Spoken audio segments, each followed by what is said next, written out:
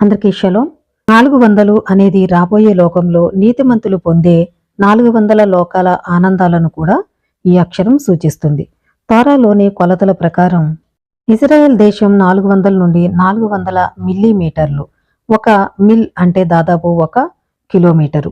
400 అనే సంఖ్య భాగాల మధ్య నిబంధనకు సంబంధించినది అని కూడా మనకి కనిపిస్తుంది. ఎలోహిం అబ్రహాము గాఢ నిద్రలోకి జారుకున్నప్పుడు అతని పిల్లలు 400 సంవత్సరాలు ఐగుప్తులో నివసిస్తారని మరియు తర్వాత గొప్ప సంపదతో మరియు చాచిన చేతితో బయటకు వెళ్తారని చెప్పడం జరిగింది. లాబాను ఇంట్లో 20 సంవత్సరాలు నివసించిన తర్వాత యాకోబు తన సోదరుడు ఏసావును కలుసుకోవడానికి వెళ్ళినప్పుడు 400 మందికి సంబంధించిన మరొక ఉదాహరణ మనకి కనిపిస్తుంది. యాకోబు ఏసావు దగ్గరకు వచ్చినప్పుడు అతనితో పాటు 400 మంది పురుషులు ఉన్నందున ఏసావు బలవంతుడని అతనికి సమాచారం అందుతుంది. ఫలితంగా యాకోబు ఏసావుకు ఇలా చెప్పడానికి ఒక దూతను పంపాడు.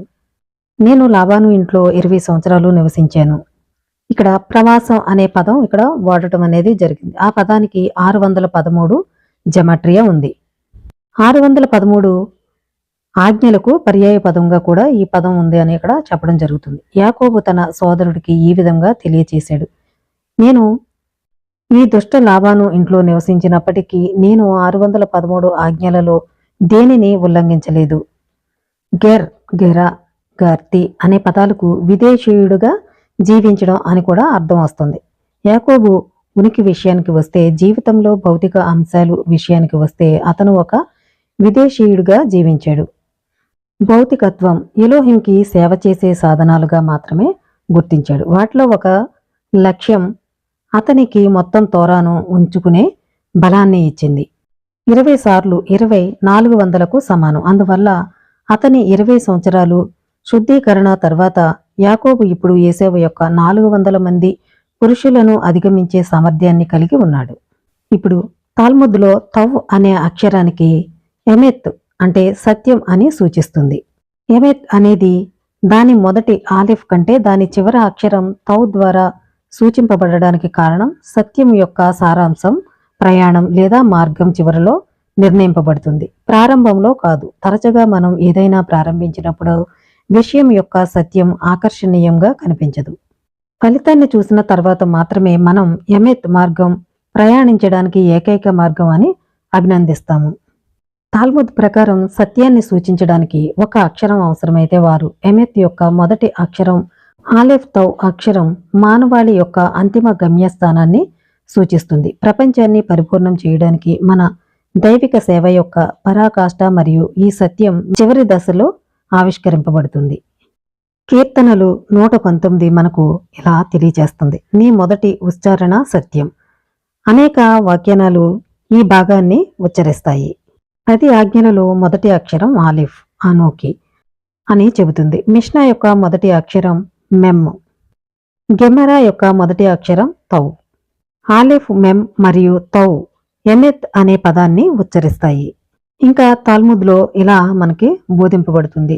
ఎలోహిం సంతకం ఎమెత్ అనే పదం. ప్రతి కళాకారుడు తన చిత్రలేఖనంపై సంతకం చేసినట్లే ఎలోహిం తన సృష్టిలో విశ్వంలో తన సంతకాన్ని పొందుపరుస్తాడు. ఈ భావన సృష్టి కథలో చివరి 3 పదాలు జోహార్ వివరణలో కనిపిస్తాయి. బరా ఎలోహిం లాసోట్. ఎలోహిం తన అన్ని పనుల నుండి విశ్రాంతి తీసుకున్నాడు. ఇది ఎలోహిం సృష్టించి తయారు చేసింది. ఈ 3 పదాల చివరి అక్షరాలు ఎమెత్ అనే పదాన్ని ఉచ్చరిస్తాయి. ఎందుకంటే ఎలోహిం షబ్బాత్ నాడు ఎలోహిం సృష్టి యొక్క ఉద్దేశం స్పష్టమవుతుంది. మానవాళిని సరిదిద్దడానికి ఎలోహిం ప్రపంచాన్ని సృష్టించాడు. లాసోట్ తోరా మరియు ఆజ్ఞలను నెరవేర్చడం ద్వారా మరియు మనం మంచితనం మరియు దయ యొక్క చర్యలను పెంచడం ద్వారా మనం ప్రపంచాన్ని జీవించడానికి మెరుగైన ప్రదేశంగా మారుస్తాము. ఆ విధంగా మనం ఎలోహిం సత్యాన్ని ప్రపంచంలోనికి తీసుకుని రావడం అనేది జరుగుతుంది. చివరిగా తాన్యా ఎమెత్ అని పిలుస్తుందని చెబుతుంది. ఎందుకంటే ఏకైక నిజమైన నిజం ఎలోహిం. ఎమెత్ అనే పదం ఆలిఫ్ మరియు మెమ్ అనే పదంతో రూపొందింపబడిందని వివరిస్తుంది.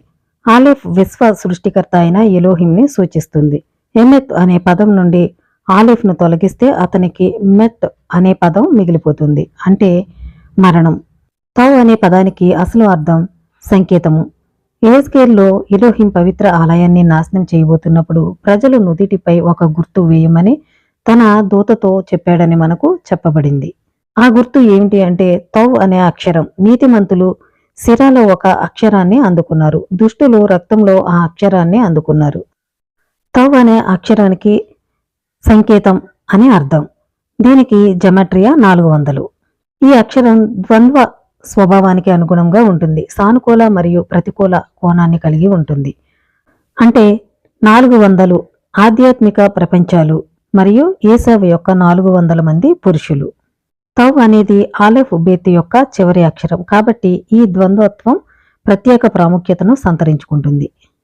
ఆలెఫ్ బేత్ యొక్క 22 అక్షరాల చివరిలో వాటి అన్ని శాఖలు మరియు అర్థాలతో బహిర్గతం మరియు నిగూఢ స్థాయిలు రెండింటిలోనూ వస్తున్న తౌ చాలా సులభంగా అతిగా నమ్మకంగా మారవచ్చు.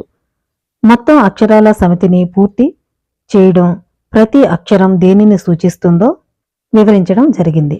పైన చెప్పినట్లుగా తౌ అనే అక్షరం యొక్క ఎడమ పాదం యోద్ను కలిగి ఉంటుంది. మొత్తం తోరాను సూచించే ఆలెఫ్ బేత్ యొక్క ప్రతి అక్షరాలను మనం గ్రహించిన తర్వాత మొత్తం ఆలెఫ్ బేత్ యొక్క పునాది అయిన అంతిమ స్థాయి వినయం యొక్క యోద్ అని మనం మర్చిపోకూడదు. హీబ్రూ వర్ణమాలలోని 22 అక్షరాల గురించి కూడా మనం చూసాము. ఇంకా ఇలాంటి మరిన్ని విషయాలు మీరు తెలుసుకోవాలనుకుంటే నా ఛానల్ని సబ్స్క్రైబ్ చేయండి. అందరికీ షలోమ్.